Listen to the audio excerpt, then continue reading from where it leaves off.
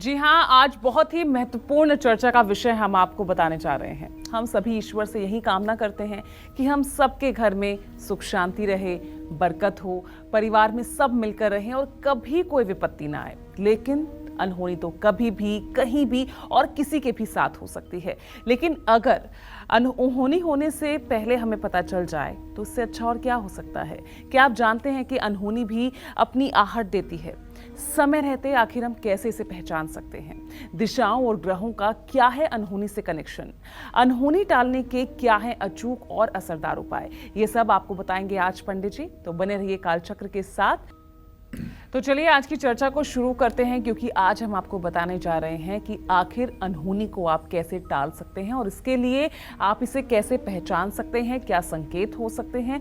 तो चलिए शुरुआत करते हैं आज की चर्चा की। तो पंडित जी, सबसे पहले मैं आपसे जानना चाहूंगी, आप आज किन संकेतों के बारे में सबसे पहले बताएंगे जो इशारा करे कि कुछ अनहोनी होने वाली है?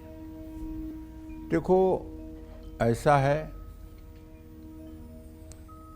कि हमारे शकुन शास्त्र में सारे विषयों का वर्णन बहुत विस्तृत रूप से किया गया है। बसंतराज शाकुन के नाम से एक पुस्तक है जिसमें सब प्रकार के शकुन और अपशकुन के बारे में बताया गया है। बसंतराज शाकुन पुस्तक में तो यहाँ तक बताया गया है कि कुत्ता, कौआ, बिल्ली, गिलहरी, ये सब अपने एक्टिविटीज से आपको क्या संदेश देना चाहते हैं। ज्योतिष शास्त्र के पुरोधा महर्षि पाराशर जी के अनुसार हर व्यक्ति की मृत्यु कब, कहाँ और कैसे होगी, इसका निर्धारण उसके पूर्व जन्म के कर्मों से ही हुआ रहता है। मृत्योपरांत शरीर नष्ट होकर पंच महाभूतों में विलीन हो जाता है, लेकिन शरीर में संरक्षित शक्ति नष्ट नहीं होती। यह कर्मानुसार पुनर्जन्म को प्राप्त करती है। अति बहुत अच्छे कर्म हों तो परमात्मा में विलीन हो जाती है। गीता का एक श्लोक है, दूसरे अध्याय का, न जायते मृते वा कदाचिन्नाय भूत्वा भविता वा न भूयः अजो नित्यम शाश्वतो अयम पुराणो न हन्यते हन्यमाने शरीरे। अर्थात आत्मा न कभी पैदा होती है, न कभी मरती है, और न यह उत्पन्न होकर फिर होने वाली है, क्योंकि यह अजन्मा है, नित्य है, सनातन है, पुरातन है। शरीर के मारे जाने पर भी यह नहीं मारी जाती है। यह श्रीमद् भगवद गीता में भगवान श्री कृष्ण ने स्पष्ट रूप से कहा है। श्री कृष्ण ने कहा है कि आत्मा कभी मरती नहीं है।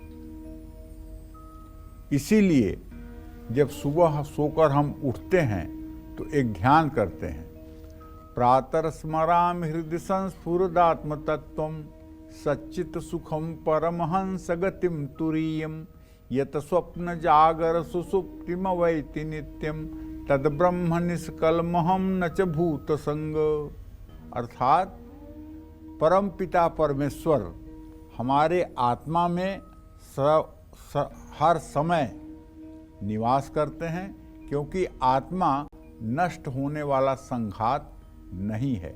आत्मा अजर अमर अविनाशी है, इसीलिए ईश्वर का वास आत्मा में होता है। जब तक मुक्ति प्राप्त नहीं होती तब तक आत्मा जीवन और मृत्यु के चक्कर लगाता रहता है। आत्मा केवल शरीर बदलता है, जैसे वासांसि जीर्णानि यथा विहाय तथा शरीराणि विहाय जीर्णा नन्यानि संयाति नवानि देहि। जिस तरह से हम अपने पुराने वस्त्रों को त्याग करके नया वस्त्र धारण कर लेते हैं, उसी तरह से शरीर के खराब हो जाने पर आत्मा शरीर को त्याग करके दूसरे शरीर को धारण कर लेता है। इसलिए आत्मा के मरने का कभी प्रश्न ही नहीं उठता है। यह बात शाश्वत सत्य है। जय मां विंध्यवासिनी।